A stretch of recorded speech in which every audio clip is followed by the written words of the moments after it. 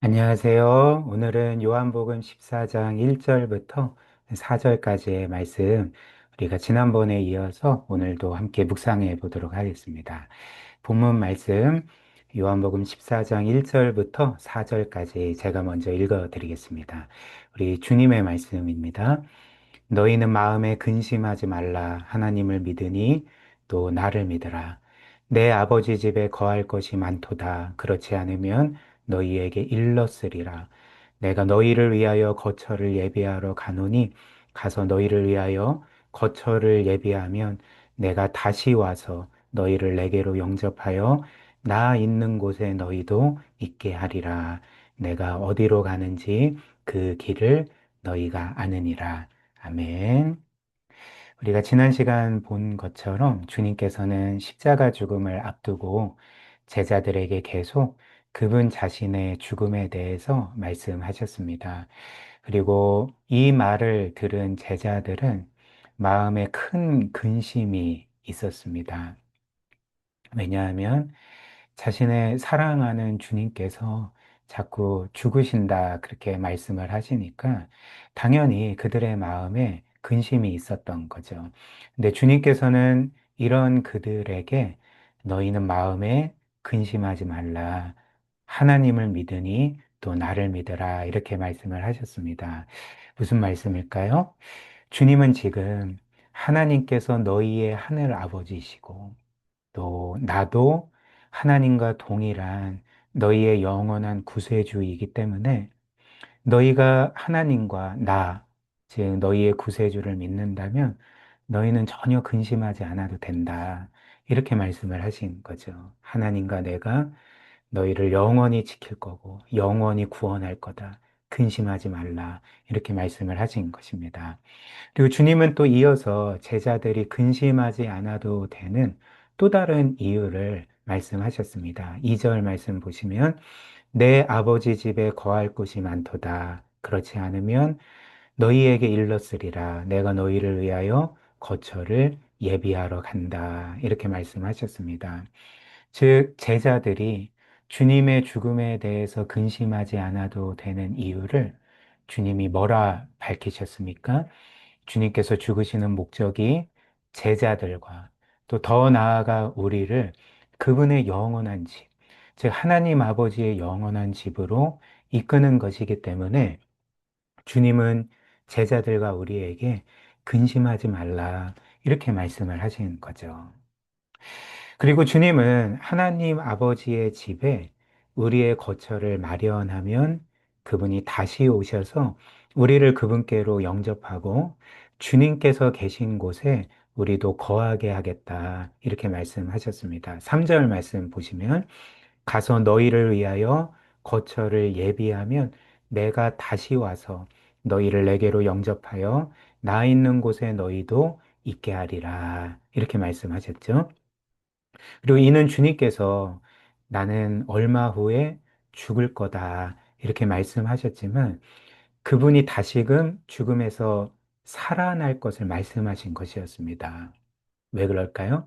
왜냐하면 주님께서 죽으시고 아버지의 집에 가셔서 거처를 마련하신 후에 다시금 오신다고 말씀하셨기 때문에 그래서 제자들과 우리를 그분께로 영접해서 그분 있는 곳으로 우리를 데려가신다 이렇게 말씀하신 것이기 때문에 그래서 제자들은 주님의 죽음에 대해서 전혀 근심할 필요가 없었던 것입니다.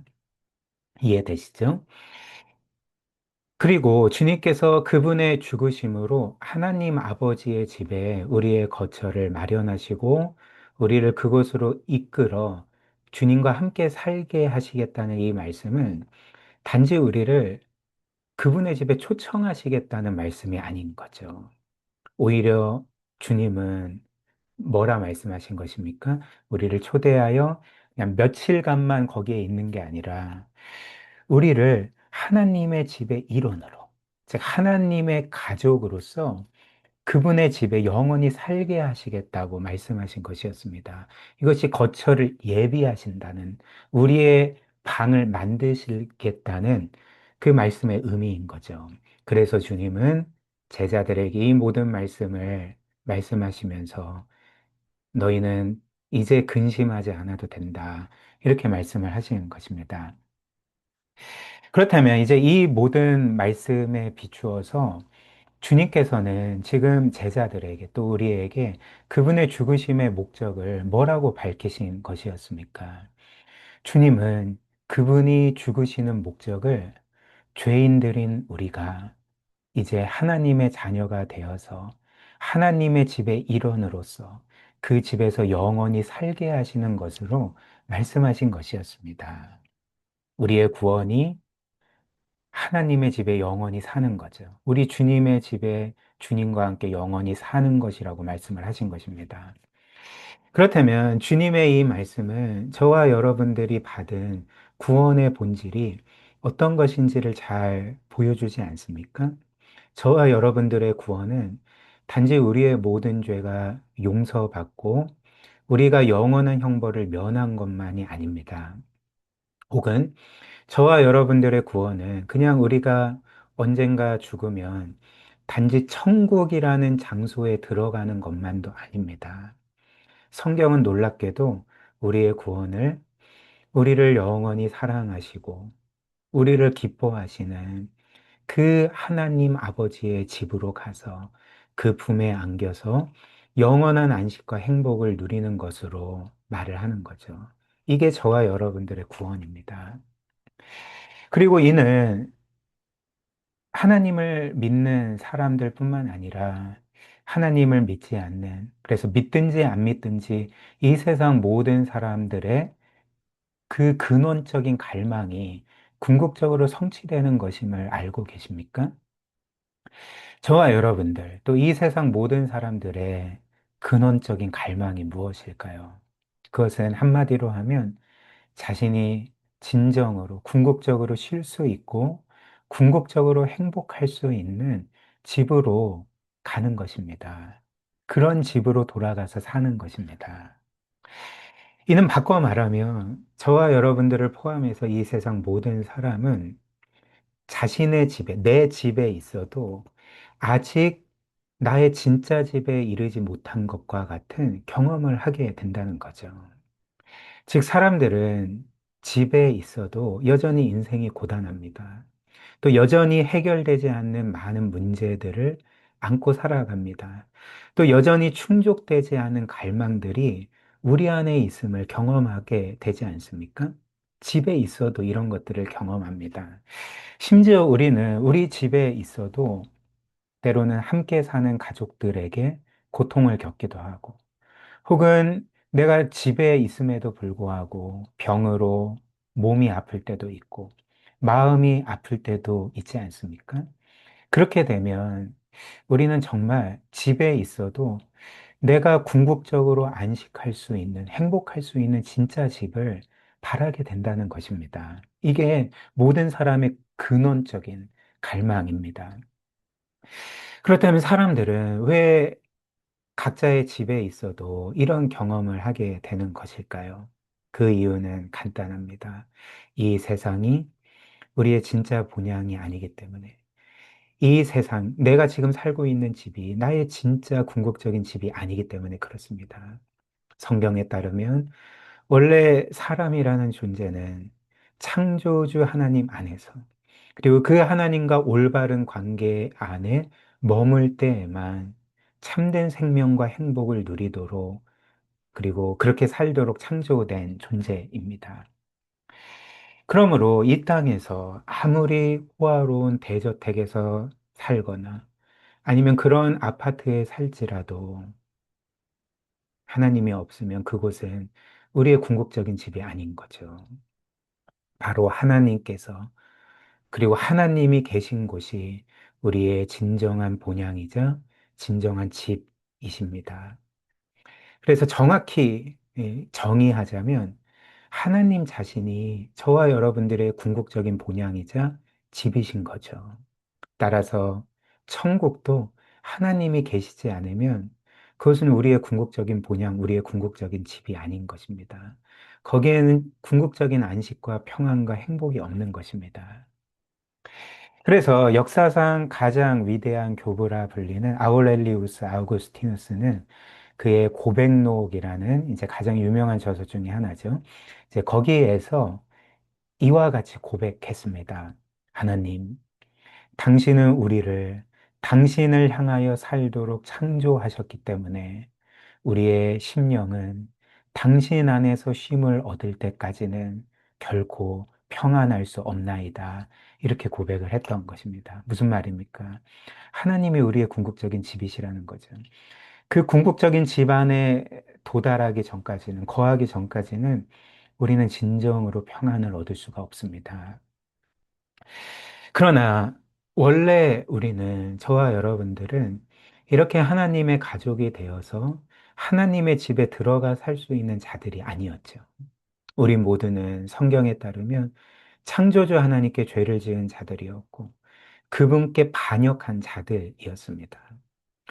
그래서 로마서 5장 말씀은 과거의 우리의 상태를 가리켜 죄인이었을 뿐만 아니라 하나님의 원수였다고 말하지 않습니까?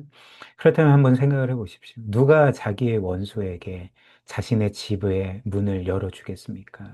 자기와 함께 살고 싶다고 말을 하겠습니까? 그럴 수가 없는 거죠. 그리고 이제 성경 맨 마지막 권인 요한계시록에 따르면 이제 마지막 날 완성될 하나님의 나라에는 어떤 죄도, 어떤 더러운 것도, 어떤 죄인도 들어오지 못한다고 말을 합니다. 그렇다면 저와 여러분들이 하나님의 집에 들어가서 그곳에서 영원토록 살 수 있는 유일한 이유가 무엇이겠습니까? 죄인인 우리가 그 집의 일원으로 살 수 있는 유일한 이유가 무엇이겠습니까? 그것은 우리가 행한 어떤 일 때문이 아니죠. 그것은 우리의 유일한 구세주이신 그 예수 그리스도께서 저와 여러분들을 위해 행하신 모든 일 때문에 그런 것입니다. 주님께서 죄인들인 저와 여러분들을 하나님 아버지의 집에 들어와 영원토록 살게 하시기 위해서 행하신 일이 무엇입니까? 그것은 바로 주님께서 그 순결하고 거룩하신 분께서 저와 여러분들의 모든 죄를 그분께로 가져가신 일이었습니다. 그래서 그 주께서 우리가 받아야 할 하나님의 모든 공의로운 진노와 심판을 대신 받으신 것이었습니다. 그래서 우리의 모든 죄를 없애신 거죠. 앞에서 저는 여러분들에게 성경에 따라서 하나님 자신이 우리의 참된 본향이자 집이라고 말씀을 드렸습니다. 이 사실을 우리가 함께 보았습니다. 그리고 죄에 대한 형벌은 성경에 따르면 우리가 그 하나님에게서 영원히 끊어지는 것이고 그 하나님의 집에서 영원히 추방되는 것입니다. 그런데 이 모든 일을 우리 구주께서 우리 대신 친히 겪으셨다는 것을 아십니까? 실제로 주님께서는 저와 여러분들을 구원하시기 위해 이 세상에 오실 때에 그분의 영원한 본향, 그분의 영원한 가족이신 성부 하나님 품을 떠나셔야 했습니다. 그래서 이 세상에 오셔서 머리 둘 곳 없는 삶을 사셨다. 복음서가 우리에게 그렇게 알려줍니다. 주님은 뭘 겪으신 것입니까? 주님은 그분의 궁극적인 집을 이루셨던 것입니다. 그분의 본향을 이루셨던 것입니다. 더 나아가 주님은 마지막에 십자가에 못 박히신 채로 성부 하나님께 철저하게 버림을 받으셨죠. 그래서 주께서 죽으시기 전에 뭐라 외치셨습니까? 엘리 엘리 라마 사막다니 나의 하나님 나의 하나님 어찌하여 나를 버리셨나이까? 주님은 그분의 아버지로부터 철저하게 버림을 받으셨습니다. 즉 주님은 자신의 그분의 궁극적인 집이신 그리고 유일한 영원한 가족이신 성부 하나님을 이루셨던 거죠. 성부 하나님에게 버림을 받으셨던 것입니다. 이는 무엇 때문입니까? 우리가 우리의 죄 때문에 하나님께 영원히 추방당해야 되는데, 하나님께 영원히 버림받아야 되는데, 하나님의 집에서 영원히 쫓겨나야 되는데, 우리 구주께서 저와 여러분들을 대신하여 그 모든 형벌을 받으셨던 것입니다. 그래서 그 결과 그 예수 그리스도를 믿는 우리는 하나님의 집에 들어갈 수 있게 되었고, 하나님의 자녀로서 그곳에서 영원한 안식을 누릴 수 있게 된 것입니다. 사랑하는 여러분, 그렇기 때문에 우리에게는 이제 하나님 아버지의 영원한 집, 우리의 영원한 본향이 기다리고 있습니다. 이 사실을 굳게 믿을 때 저와 여러분들은 이 땅에서 겪는 여러 어려움들을 믿음으로 이기며 살 수 있지 않겠습니까? 또한 우리는 어떤 일이 닥친다 할지라도 결코 흔들리지 않는 소망을 가지고 살 수 있지 않겠습니까? 왜 그럴까요? 우리가 살고 있는 이 세상이 우리의 영원한 본향, 우리의 영원한 집이 아니라 우리가 잠시 거쳐가는 임시처소와 같은 곳이기 때문에 그렇습니다. 한번 생각을 해 보십시오. 우리가 어떤 곳을 여행을 갔다가 이제 그곳에서 몇 박 묵어야 됩니다. 그래서 우리가 허름하고 비좁고 불편한 숙소에서 며칠간 머무르게 되었다고 해봅시다. 그렇다면 우리가 묵는 숙소가 그렇게 지저분하고 불편하다 할지라 해서 그것 때문에 이제 내 인생은 망했다라고 말할 사람이 누가 있겠습니까? 우리는 그렇게 말하지 않죠. 왜냐하면 지금 이 숙소에서 거하는 것은 잠시일 뿐이고 우리에게는 우리를 사랑해주는 가족이 있는 진짜 집이 기다리고 있기 때문에 그렇습니다. 그러나 오늘 성경이 우리에게 알려주는 것처럼 우리를 궁극적으로 기다리고 있는 하나님의 집은 이 세상의 어떤 크고 좋은 집과는 비교할 수가 없는 거죠.